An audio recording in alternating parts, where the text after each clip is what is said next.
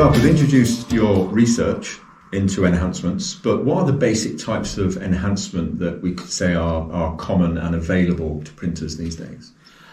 So there are lots of different types of enhancements, but to make a meaningful discussion, I think it's useful to put them into different groups of enhancements.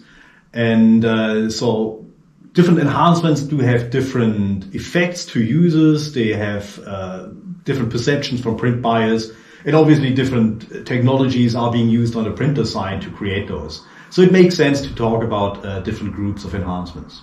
Okay. So can you run through the basic groups that there are? Yes, so that's a little bit a view of the print buyer side or the user side. So for example, the first, I would say, or the most traditional one is using spot colors on a press.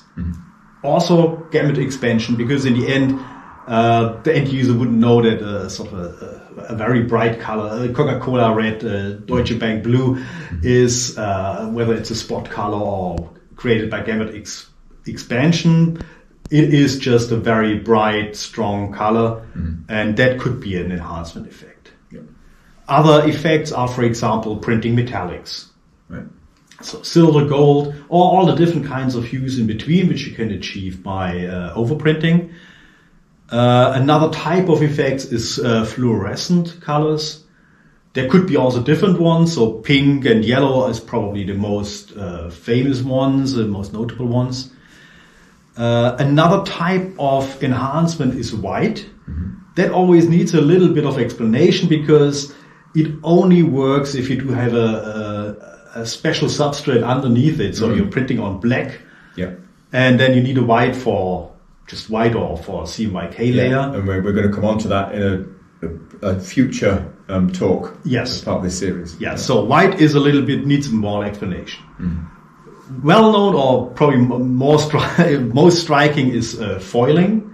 So typically gold or silver foiling, could be also different colors, but it's also a very a little bit more elaborate effect because you need to have several types of equipments for that. Then there are that kind of invisible inks, typically infrared UV inks, which only light up under certain lighting conditions for security features, so a niche specialty market. Then there's textured, which became really a market in the last couple of years, building up structured surfaces on top of the print. And finally, there is the coating, also something very much known and traditional in offset printing, but also with a lot of usage there in spot coating or in flood coating. Okay, so these are the basic types that we'll come across and that will be available to a printer for reasonable outlay or reasonable complication in making the job enhanced or higher value. But which ones are the ones that are really hitting the spot, that are popular or maybe growing? So here I would say we are talking about digital printing nowadays. So I would leave the offset flexo space behind. Spot color, the pure spot color uptake is very low because it is difficult to spot mix an inkjet ink or a toner. Rather the way to go for in inkjet or toner processes is using an enhanced color space, extended gamut inks. And here we do see more uptake because it makes a lot of sense to have that kind of fixed set and try to do more of these colors. So it has been a long runway, a lot of talk about it in the past, but uptake is slowly growing. Metallic is quite special because it creates an effect which is something you don't have on a screen. You don't have in electronic media, but you can print it.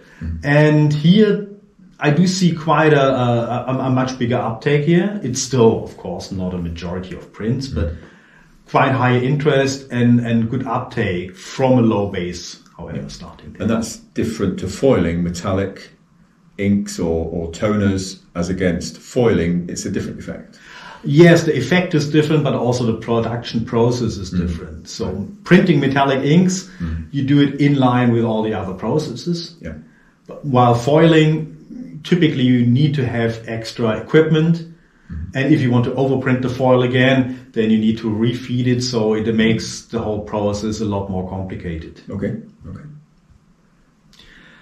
I talked a bit about white, which needs a little bit more explanations, but it's also the basis for a lot of packaging printing. So we see quite a rapid uptake in that area, and that's also moving into the commercial space.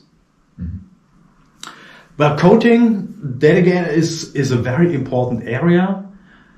The nice thing about digital printing is that one major purpose for using coating in offset is not there, because digital prints are dry when they leave the press, while in offset sometimes you have to coat to get quicker into finishing to protect the wet ink.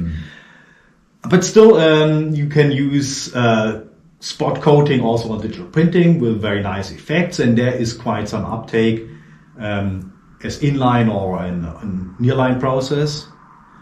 And finally, security. Well, by definition, it's more of a niche project, a niche use there.